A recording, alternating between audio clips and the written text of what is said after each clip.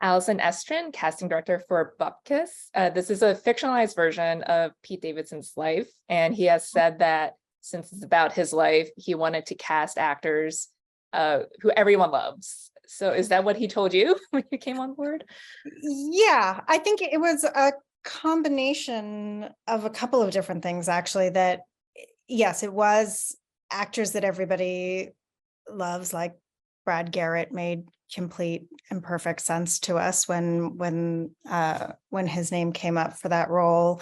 But then there's also a big combination of real people playing themselves in his life, as well as actors that are playing, like Philip Ettinger playing his assistant,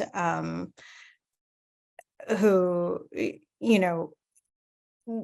is also very similar to his assistant in that way. So we kind of have a bit of a mix and match of different types of people. Of just it is a lot of people that Pete just absolutely loves and wanted to figure out a place to have in the show. Paul Walter Hauser was another one, Chris O'Donnell, just actors that he just loved and wanted to figure out where we could fit them in there in a certain way. Mm-hmm. How do you go about deciding like who's gonna just play versions of themselves and who's gonna play characters? There were certain people like his friend Krills that was just a very obvious, it was written for Krills. And when I met Krills and we did an audition with him, it was just pure magic that there just couldn't be anyone else that could possibly do that. And then there were just other people, like, for his sister, we wanted someone that would be wonderful and grounded and could also do scenes with Edie Falco and Joe Pesci. And, that wouldn't make sense for his actual sister to do. She didn't want to do that sort of thing. So it kind of fit into place of who was going to end up playing themselves and who was going to be actors that we found. Right. Yeah. Well, maybe we're bearing the lead here because you mentioned Edie Falco and Joe Pesci. And Edie has said she thought it was a mistake when she was asked to play his mom. So how did you guys think of her besides her just being someone Pete liked? And when I came aboard, Edie was already attached. I think as far as I know, Edie was the first and only person that they went to and asked, and just seemed like a perfect match, especially having seen stuff with Pete's real mother. She, she's a much more a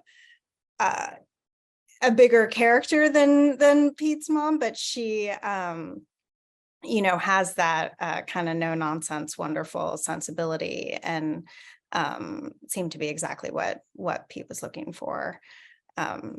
So honestly, that combo happened, and that's when I said I kind of begged. I'm on board.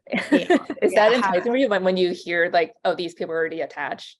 1,000%. Yes. Mm-hmm. Yes. Well, what about Joe Pesci? Joe was in talks when I came on board. There was a lot of wooing that happened,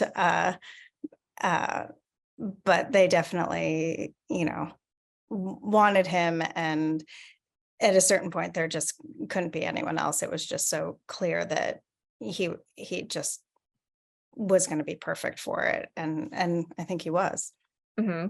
Well, when you come in and it's in the works, do you feel like you have to like look at other options in case it doesn't work out?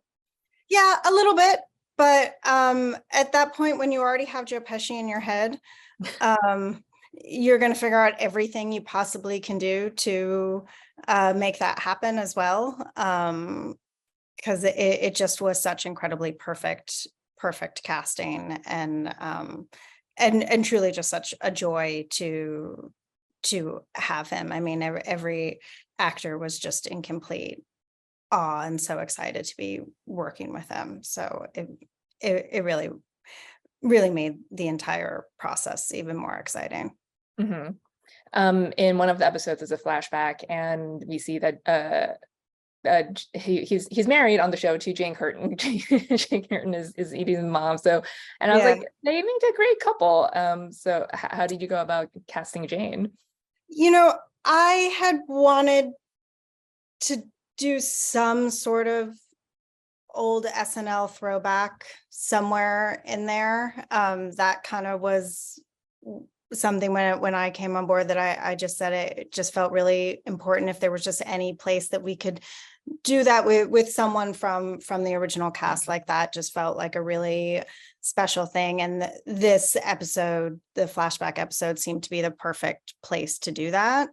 And we felt pretty lucky when Jane said that she was gonna come on board. I was like, I want to see more of them together. I was like, I know, me too. I'm hoping for another flashback episode in a season 2, because I loved it. I thought it was such a fun dynamic, and seeing the kid with her was wonderful. So yeah, because that one, that's you have young Pete, who's played by Preston Broderick, right? So how do you find, what's it like casting young versions, especially child actors, of your leads? And this is such a heavy material for a young actor too, because it's dealing with losing a father in 9/11. Yeah. I mean, it did feel pretty daunting. It was the first script that they told me about that when I met on the show, and I was really excited and knew how important casting young Pete was going to be. The wonderful thing is that there are so many pictures of Pete from all ages, and so it's a pretty specific person. And so when you put out there into the world, and we, yes, we went to agents, but we went all over every, Instagram, Facebook groups. We reached out, we found Preston in Arizona, just through different outreach. And it was such a specific look that we needed right off the bat. And so that helped everything. And then from there, besides just having, the different kids do the scene, I also had them tell jokes, and just to see a little bit of young Pete Davidson in them. Did they know who Pete Davidson is? It seemed that they did. I mean, it absolutely seemed that they did. They got started in SNL young, so yes, yeah, exactly. The show also has a sort of Everybody Loves Raymond reunion, but not really, because Brad Garrett's on it and Ray Romano plays himself in the cameo. They don't have any scenes together. So what was it like having these? And then there's like a whole gag with Pete buying episodes of the show too on Sebastian. So what was it like having these two, comedy like icons on this show like that? Yeah, I mean, it was really cool. I was sad that we didn't have anything with them together. To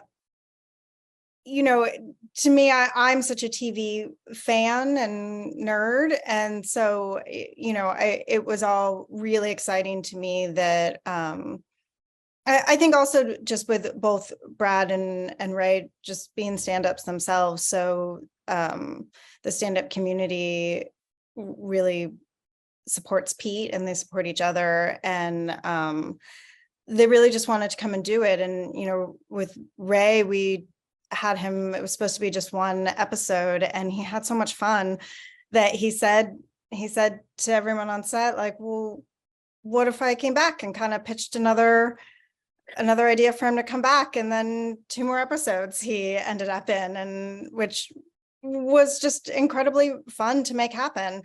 But it was just a completely separate thing. We cast Brad first. That character was a very different thing, and he wasn't playing himself in any way at all. And so it was really just a very separate thing, actually. Yeah, Ray just couldn't stay away. So Yeah, exactly. well, lastly, is there anyone you couldn't get for season 1 that you would hope or like to get if there's a season 2? There were some availability issues, but truly everyone that we asked to do it said yes, and you know, we were able to make work. So to me, it's actually just that I'd love to see more of it. I think that scene with John Mulaney is one of the most beautiful scenes on TV I've seen in a very long time, and the two of them are wonderful. And Coulson and Paul Walter Hauser and all of them doing the rehab scene is great. So it's really just that I want to see everyone come back. It was a really great group of actors, and they all just had a blast together. I mean, the feedback I got from everyone was incredible. So, we just want more of it. Yeah, fingers crossed. More Jane Curtin. There you go. Yes, exactly. Well, Allison, it's great speaking with you. Thanks so much for your time, and we'll see you back in a little bit.